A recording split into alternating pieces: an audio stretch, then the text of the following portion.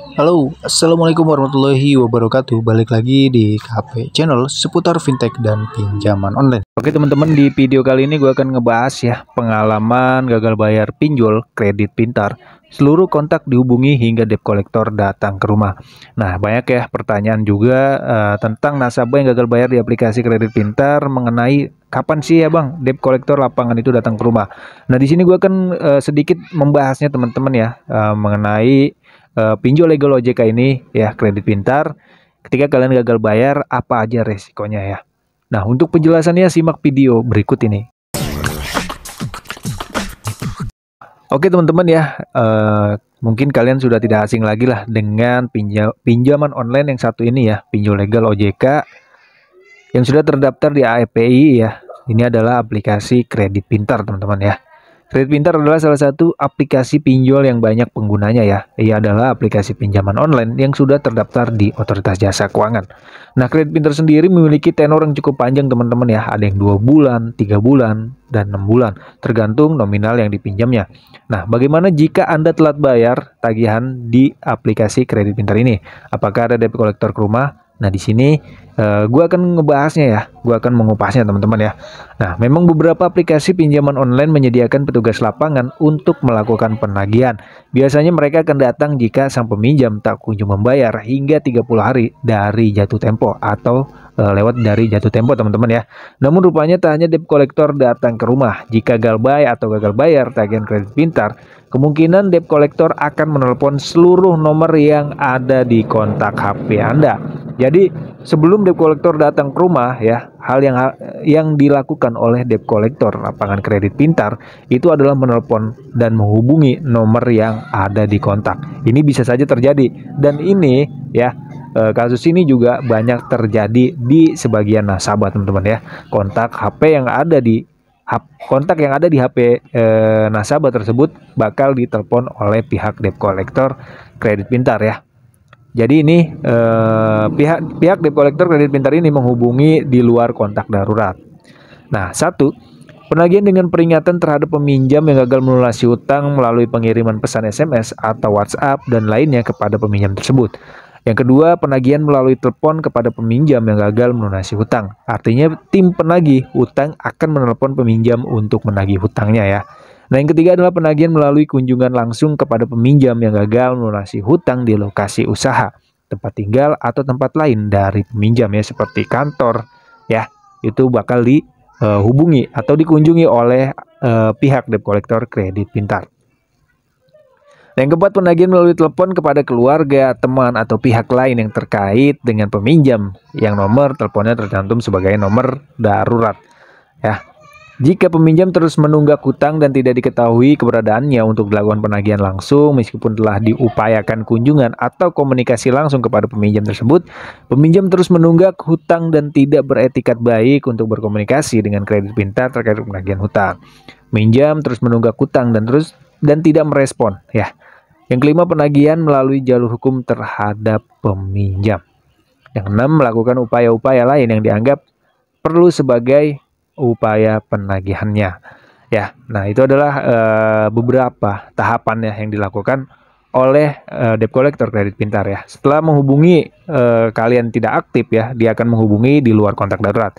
Dan di luar kontak darurat pun tidak ada respon ya, maka hal yang diambil oleh pihak debt collector lapangan kredit pintar ketika kalian telat 1 bulan, 2 bulan, atau 3 bulan, itu bakal ada DC lapangan yang samper ke rumah ya, atau yang mengunjungi kalian ya. Bahkan ada juga kasus yang sampai didatangi ke tempat kantor atau perusahaan dia bekerja teman-teman. Dan yang kita tahu ya, untuk DC lapangan ini gimana bang di kredit pintar ya. DC lapangan kredit pintar ini ya, sepengalaman dari kawan-kawan di sini ya cukup sopan ya. Dan ada juga yang arogan, itu tergantung dari debt collectornya sendiri teman-teman ya. Nah, biasanya ketika kita telat berapa hari bang debt collector lapangan ke rumah. Nah, kan banyak pertanyaan seperti itu teman-teman ya.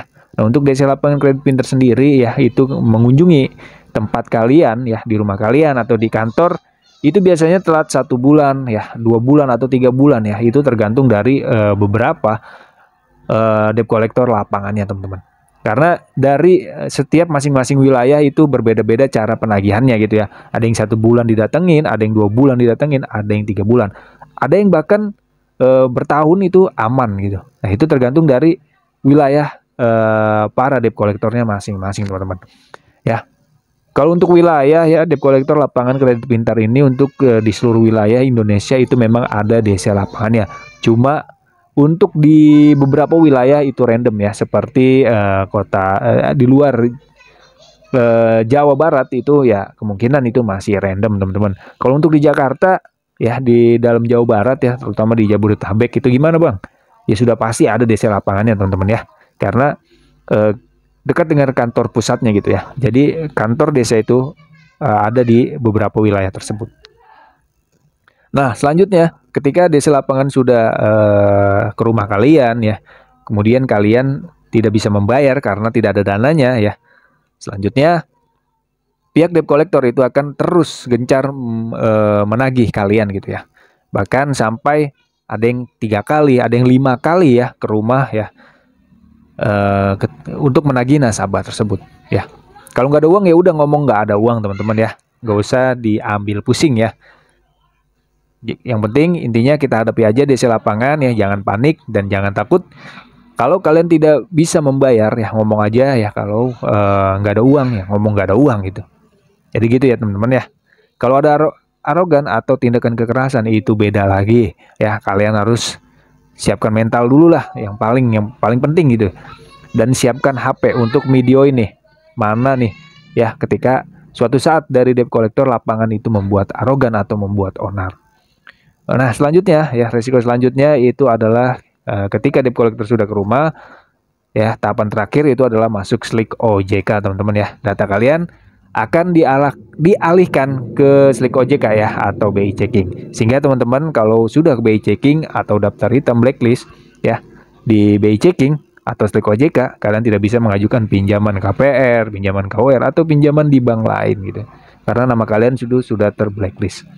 Oke, segitu aja video kali ini ya mengenai pengalaman gagal bayar pinjol kredit pintar.